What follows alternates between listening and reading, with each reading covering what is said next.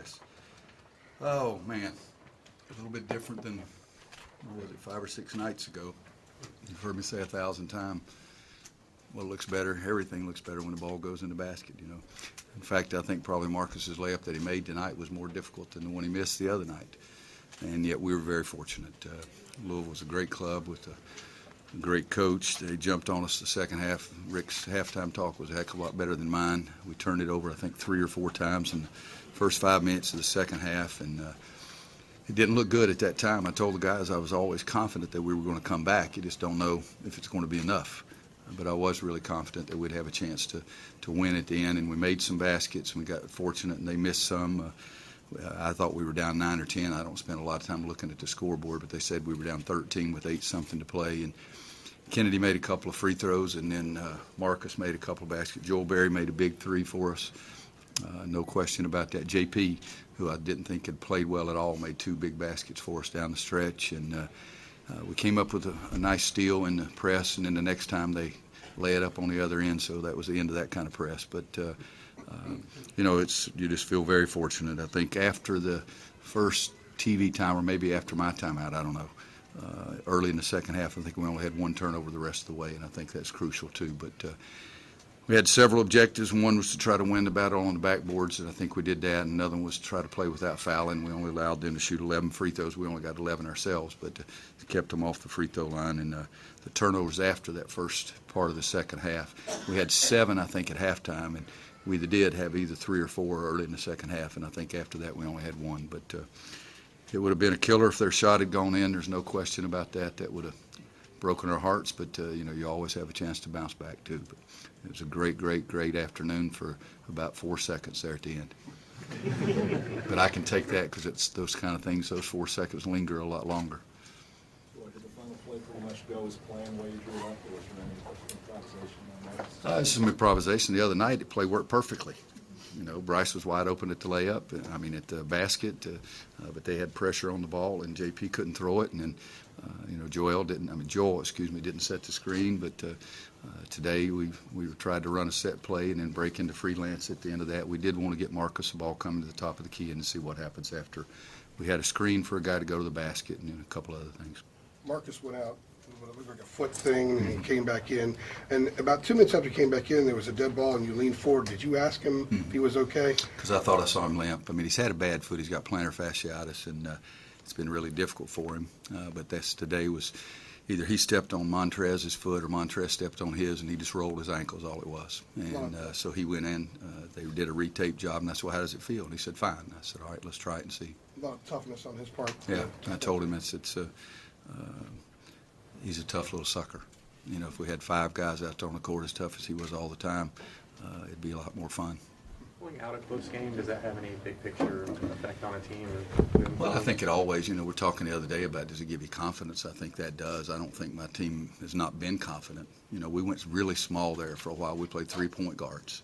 We're just trying to find something to see something that would work because defensively their penetration and their guards were really bothering us. And I thought for the most part the big guys did okay guarding the screen on the ball, but not a couple of times in there. So we went small and that worked, so that should give those kids a little more confidence too. But, you know, just I'd like to say we had it in a bag, but you know that'd be a lie, so I'm not going to say it. When early in the second half, when Louisville, you know, went on their little run there, what did you see as the biggest problems you were having with them at that point? And how frustrated were you with your shot selection at that point? I was really frustrated, not as much with the shot selection as with the turnovers.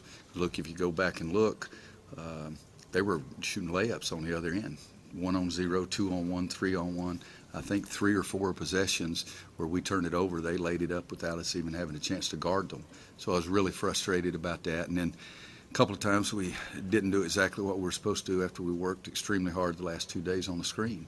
And we go underneath the screen, get buried by about 30 feet, and they make a big basket. So the frustration was doing the things that we shouldn't have been doing, and that's turning it over and making mistakes on the defensive end. And at what point did you get the sense that the light kind of came on for you guys? You know, that'd be a hard question. I'd probably have to look at the tape because I really don't spend a lot of time. I'm serious about the only clock I look at is the one on top of the backboards, because I don't Was there care. a play or anything where you felt like, I okay, thought now we're starting to get it? Joel Berry's 3, I think, was big for us. That'd be the one play, because I think then I got excited myself, and I think the crowd was trying. And I think they even got more excited at that point. And we needed every one of them in there today, and we appreciated it. And, we need all the help we can get from the crowd, too. And I thought they were a sensational crowd for us today. But if I had to pick one, I'd pick Joel Berry's 3. Louisville scored 3 field goals in the first 4 minutes of the second half off our turnovers, and then only 1 field goal the last 16 minutes off our turnovers. Did Marcus's injury play, did that affect your strategy late in the game at all, or were you planning on going to him the whole time? I think he's our best player.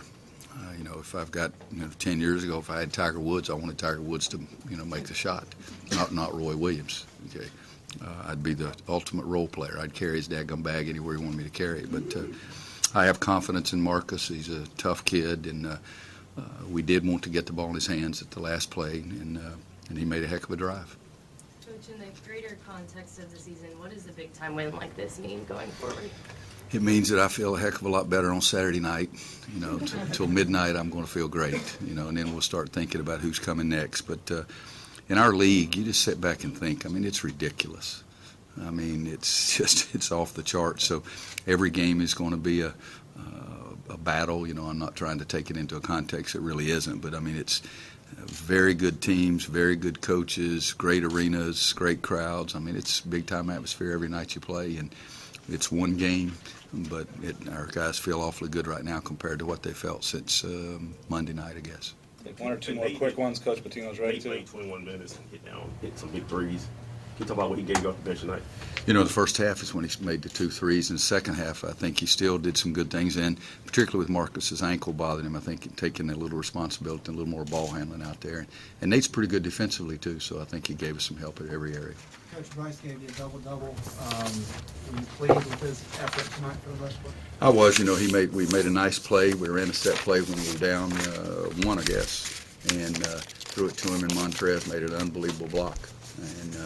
But Bryce did some good things. I thought early he was really good rebounding-wise. He had 11 rebounds, but he had 8 at half, so only had 3 in the second half. But, we were fortunate. That's the bottom line. In this game, in this league, against these kind of teams, if the tip, their last shot had gone in, I think it would have counted.